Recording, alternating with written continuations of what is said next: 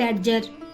ಈ ಹೆಸರನ್ನು ನೀವು ಜಾಸ್ತಿ ಕೇಳಿರಲಿಕ್ಕಿಲ್ಲ, ಆದರೆ ಇದನ್ನು ವಿಶ್ವದ ಅತ್ಯಂತ ಭಯಾನಕ ಮತ್ತು ನಿರ್ಭೀತ ಪ್ರಾಣಿ ಎಂದು ಗಿನ್ನಿಸ್ ಬುಕ್ ಆಫ್ ವರ್ಲ್ಡ್ ರೆಕಾರ್ಡ್ಸ್ನಲ್ಲಿ ಸೇರಿಸಲಾಗಿದೆ. ಈ ಅಪಾಯಕಾರಿ ಪ್ರಾಣಿಯ ಬಗ್ಗೆ ಒಂದಿಷ್ಟು ಮಾಹಿತಿ ಈ ವಿಡಿಯೋದಲ್ಲಿದೆ ನೋಡಿ.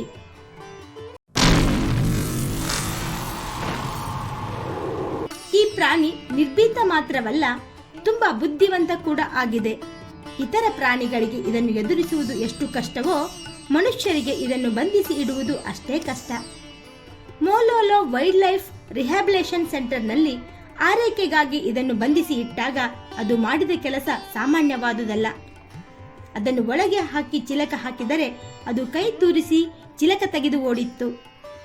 ಚಿಲಕಕ್ಕೆ ತಂತಿ ಸುತ್ತಿದರೆ ಅದನ್ನು ತೆಗೆದು ಹಾಕಿ ಓಡಿತ್ತು. ತೀರಾ ಬಾಗಿಲನ್ನು ಭದ್ರಗೊಳಿಸಿದಾಗ ನೆಲದಲ್ಲಿ ಸುರಂಗ ತೋಡಿ ಪಾರಾಗಿತ್ತು. ಅಷ್ಟೇ ಅಲ್ಲ, ಇದು ಎತ್ತರದ ಕಾಂಪೌಂಡ್ ಕೂಡ ಏರಿ ಹೋಗಬಲ್ಲುದು. ಅದಕ್ಕೆ ತನ್ನ ಶಕ್ತಿ ಬಳಸದೆ ಯುಕ್ತಿ ಬಳಸುತ್ತದೆ.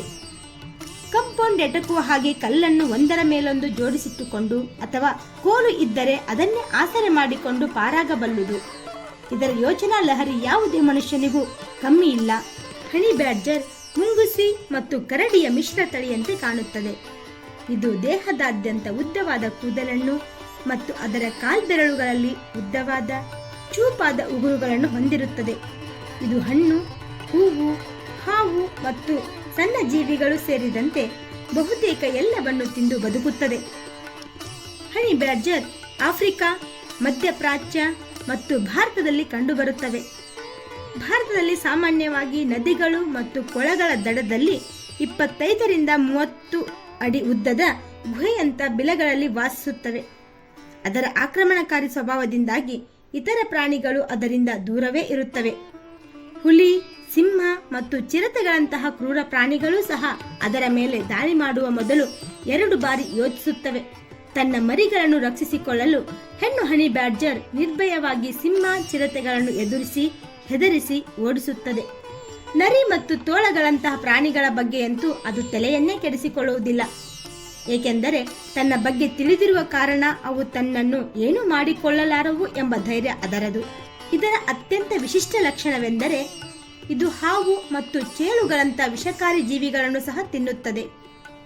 ಹನಿ ಬ್ಯಾಡ್ಜರ್ ದೇಹವು ವಿಷ ನಿರೋಧಕವಾಗಿದೆ ಮತ್ತು ಅದರ ಚರ್ಮ ತುಂಬಾ ದಪ್ಪ ಮತ್ತು ಗಟ್ಟಿಯಾಗಿದ್ದು ಚೇಳು ಕುಟುಕುವುದು ಮತ್ತು ವಿಷಕಾರಿ ಹಾವು ಕಡಿತ ಅದರ ಮೇಲೆ ಪರಿಣಾಮ ಬೀರುವುದಿಲ್ಲ. ಇದು ಒರಟಾದ ದೇಹ ಮತ್ತು ಸಣ್ಣ ಆದರೆ ಬಲವಾದ ಕಾಲುಗಳನ್ನು ಹೊಂದಿದೆ. ಇದರ ಕಿವಿಗಳು ಮತ್ತು ಕಣ್ಣುಗಳು ತುಂಬಾ ಚಿಕ್ಕದಾಗಿವೆ, ಆದರೆ ಅದರ ದೃಷ್ಟಿ ಮತ್ತು ಶ್ರವಣ ಪ್ರಜ್ಞೆಯು ಅದ್ಭುತವಾಗಿದೆ. ನೆಲದಡಿಯಲ್ಲಿ ನಡೆಯುವ ಸಣ್ಣದೊಂದು ಚಲನೆಯನ್ನು ಸಹ ಇದು ಗುರುತಿಸಬಲ್ಲುದು. ವಿಶೇಷವಾಗಿ ಮೊಲ ಮತ್ತು ಇಲಿಗಳನ್ನು ವಾಸನೆಯ ಮೂಲಕವೇ ಗುರುತಿಸಿ ಬಿಲದಿಂದ ಹಿಡಿದೆಳೆದು ತಿನ್ನುತ್ತದೆ. ನೋಡಲು ಅಪಾಯಕಾರಿ ಅಲ್ಲ ಅನ್ನುವಂತೆ ಕಂಡರೂ ಇದರ ತಂಟೆಗೆ ಹೋದವರಿಗೆ ಅದು ತನ್ನ ವಿಶ್ವರೂಪ ತೋರಿಸುತ್ತದೆ. ಗಮನಿಸಬೇಕಾದ ಅಂಶವೆಂದರೆ ಇದು ಶಕ್ತಿಶಾಲಿಯೂ ಅಲ್ಲ, ರಣತಂತ್ರಗಳು ಇದಕ್ಕಿಲ್ಲ, ಗುಂಪಿನ ಬಲವು ಇದಕ್ಕೆ ಬೇಕಾಗಿಲ್ಲ. ಆದರೆ ಅದಕ್ಕಿರುವ ಅಪರಿಮಿತ ಧೈರ್ಯವೇ ಅದನ್ನು ಇವತ್ತು ಅತ್ಯಂತ ನಿರ್ಭೀತ ಪ್ರಾಣಿ ಎಂಬ ಹೆಸರು ತಂದುಕೊಟ್ಟಿದೆ.